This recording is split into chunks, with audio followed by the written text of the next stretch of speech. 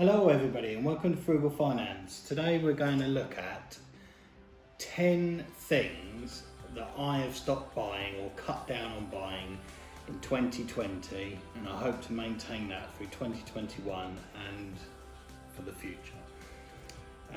Essentially these are products or things that I've stopped doing in order to be a little bit more frugal with my finances, which then in turn allows me to invest some more money. So without further ado, please smash the like button, subscribe to the channel. It does a massive help in terms of getting the content out to a wider audience. The participation below when you comment and stuff, it really does the algorithms for YouTube quite well, and assists with the growth of the channel and getting it out to a wider audience. So smash the like button, please do subscribe. Without further ado, let's get stuck in.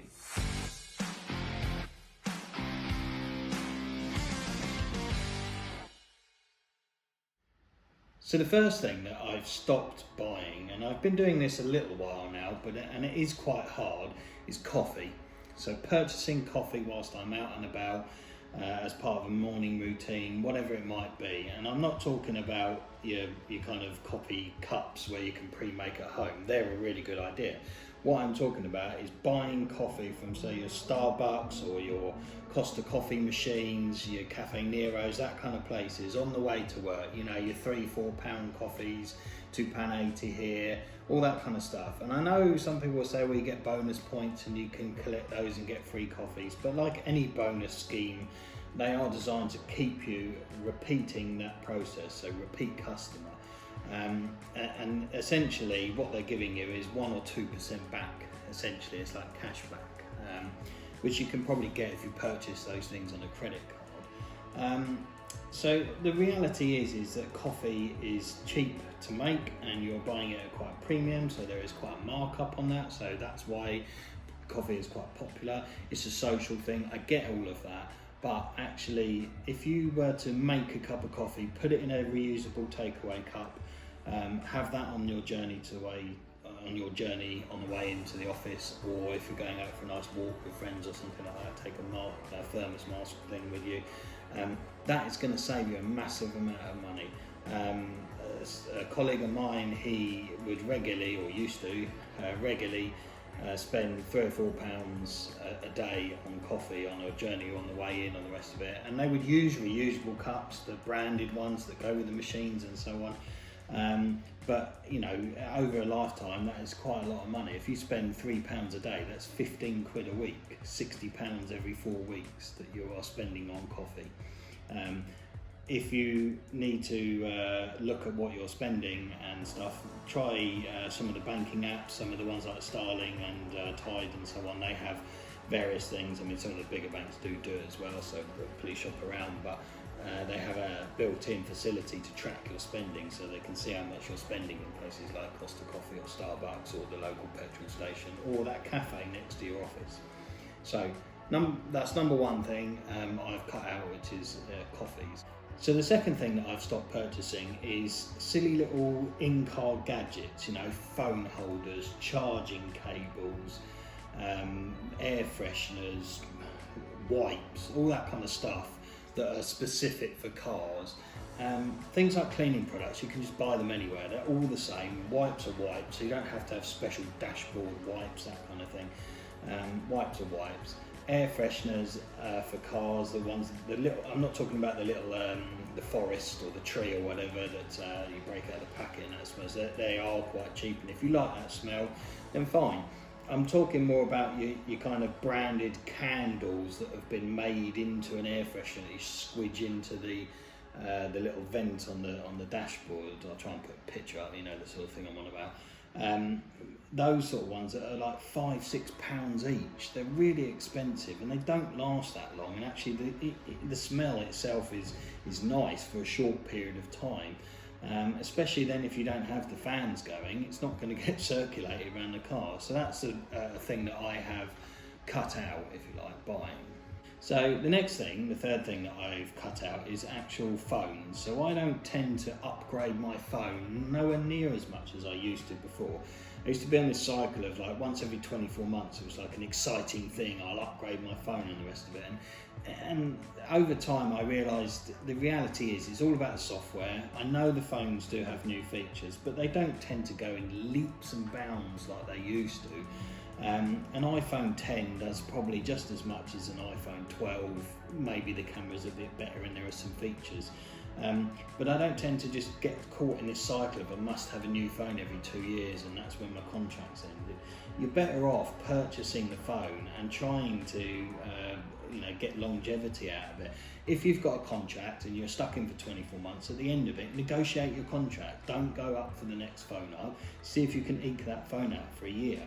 If you can get that phone to last 3-4 years, you're going to save yourself that cost, and that cost you could put aside and then purchase the phone outright, so that then you've got a lower monthly cost forevermore. So I think there are really good ways of sustainably buying mobile phones and keeping your costs down, whilst maybe not having the latest one, but you can have, say, a year or two old model.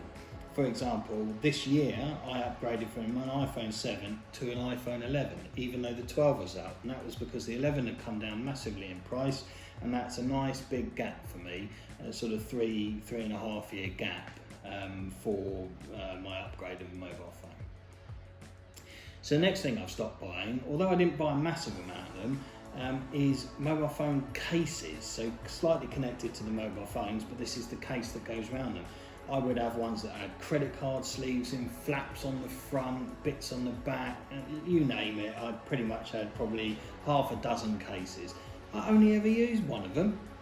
I had my favourite one, it went on, and basically until it fell apart, I didn't throw it away. And the other ones very rarely got used. I mean, I could slip my credit cards into the back of the phone if I needed them, if Apple Pay didn't work. I mean, who doesn't take Apple Pay anymore? Or Android Pay or whatever the equivalent is. But essentially, I never used the other phone cases. I didn't really like the way they feel, I didn't like the look of them, and that's it. And ultimately, it was also then proved to be rather pointless paying extra for a coloured phone if you're then going to wrap the case around it. So I've stopped doing that. So the fifth thing I've stopped doing is pointless car trips. So I'm talking about popping to the shop to go and buy some wine or some crisps or something or other for the evening, or popping to the local hardware store or something like that. I've really tried to cut down those pointless trips. I think a rough calculation in 2020, I don't do a lot of mileage anyway, because a lot of my mileage is business mileage, but the bit of personal mileage that I do, I reckon I have cut it down by around 20% by not kind of just leaping straight for the car. Maybe if I've got time, walk or cycle, or do I actually need that thing?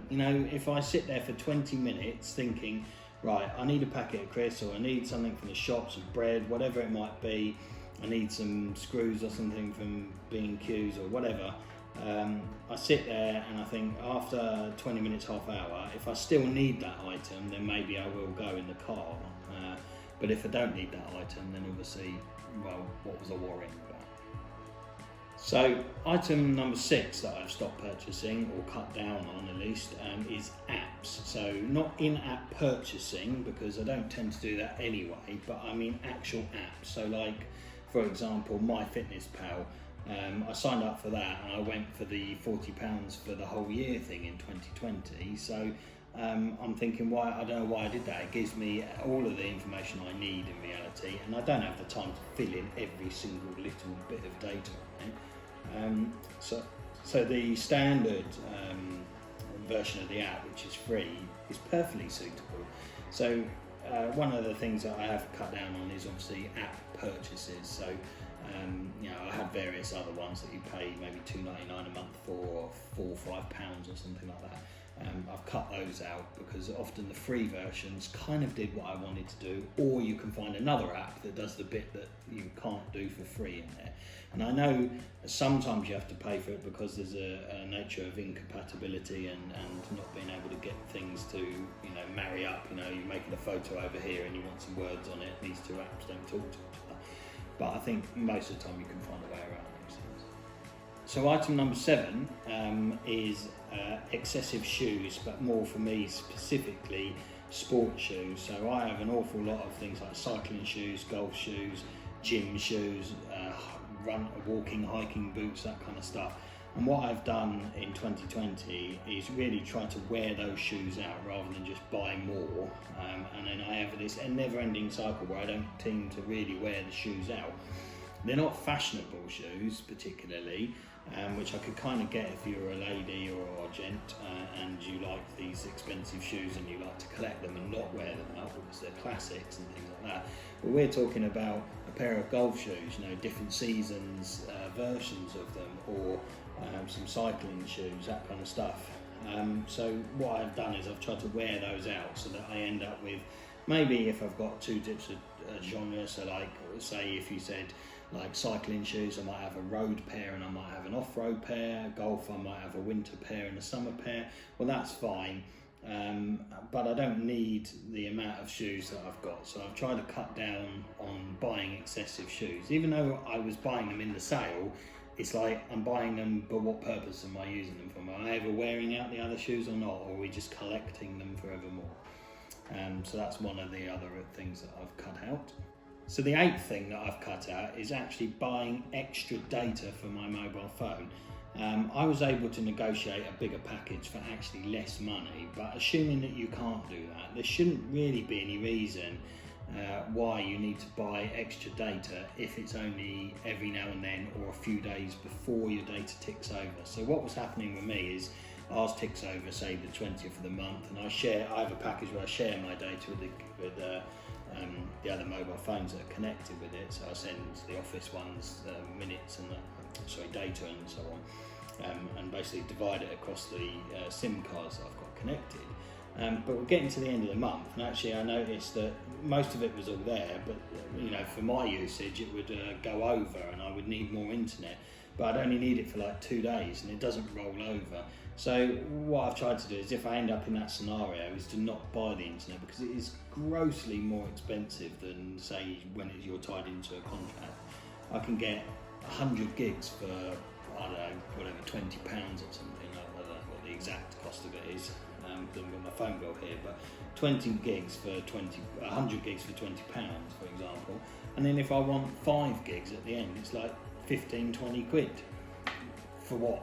For like 2 days, because you can't even carry that forward until the next month. I know other mobile phone providers might let you do that, but there is no need for that when you have so much Wi-Fi at the office, Wi-Fi at home, there's Wi-Fi down the pub, down the coffee shop, even though you shouldn't be in there buying coffee.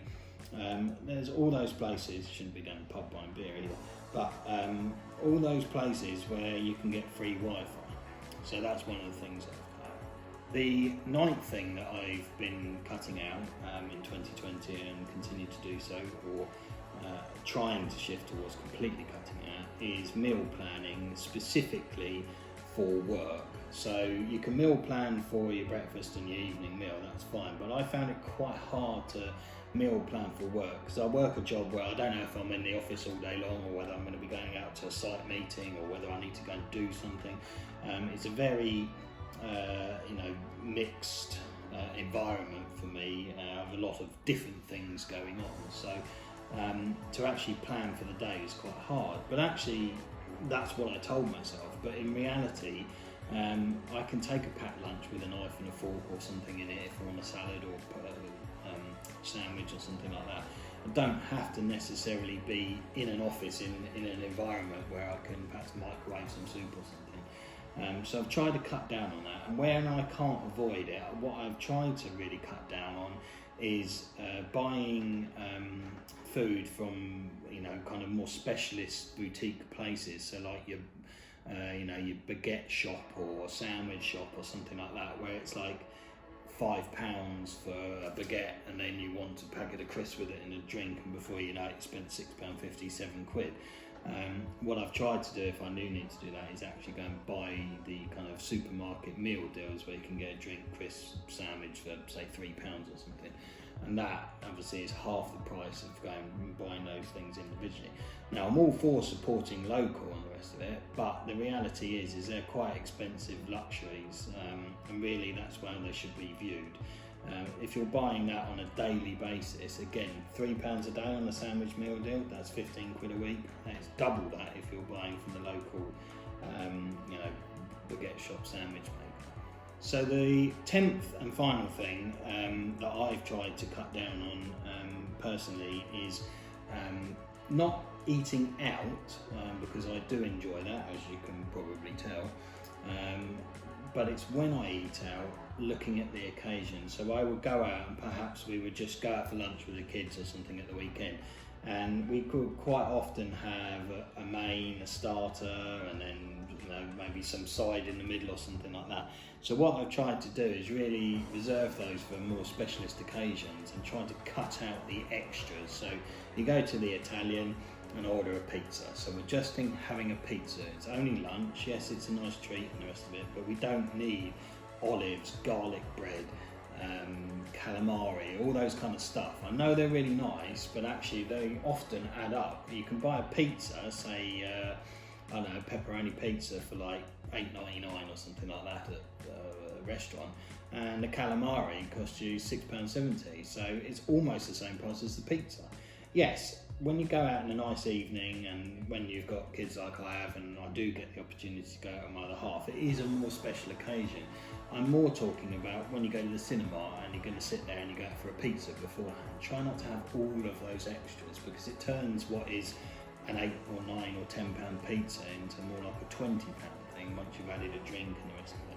And obviously things like having water on the table will stop you perhaps ordering a second drink. I'm not saying don't have a drink, or don't have a Coke or an alcoholic drink or whatever it is you want, but if you have 2 or 3 of those, then obviously their bill really racks up. They make a lot of profit on their alcohol, and it can be quite a significant part of the bill. So if you have, say you have a pint of some fizzy drink, other fizzy drinks are available other than Coke obviously, but a pint of Coke, and then you have water as a side in the middle, it does 2 things. One, I think it takes that myth and spell away from people that you're being cheap because you're having water. So if you're worried about that, I don't particularly worry about that, but if you do, you're really buying a drink and you're having the water in the middle.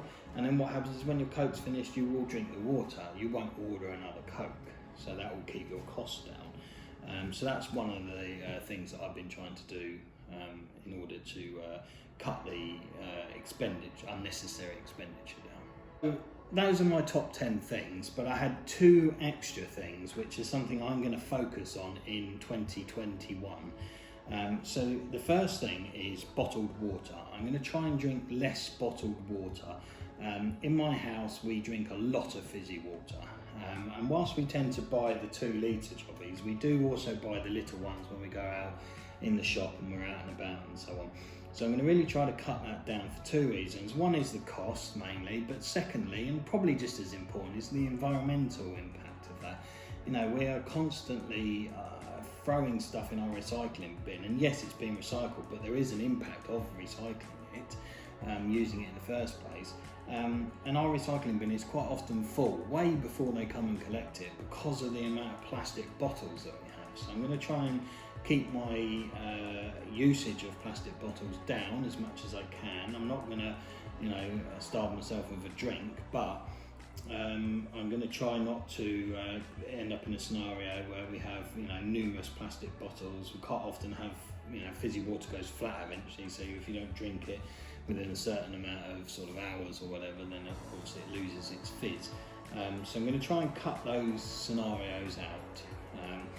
And then the final thing that I'm going to try and do is, I know there's some videos out there, and this video is inspired by one of my followers who has her own YouTube channel. Please feel free to check her out, put a link in the description below.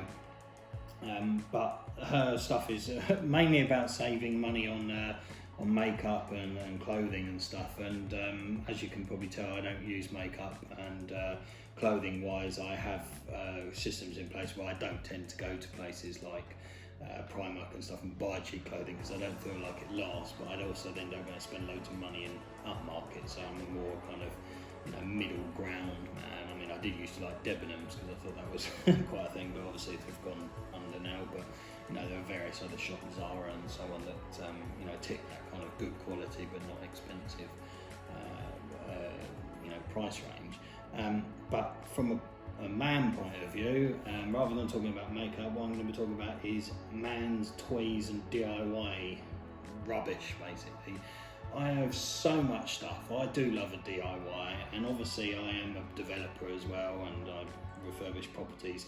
I don't have a yard for all my stuff, so it goes in my garage, and I have all manner of tools and bits and bobs and things, and various offcuts and stuff like that. So my plan in 2021 is to try and not buy more stuff. I quite often can't find what I'm looking for, so I'll just go to B&Q's or the shop or whatever, because it is so much easier just to go and quickly get it than it is to actually look for it.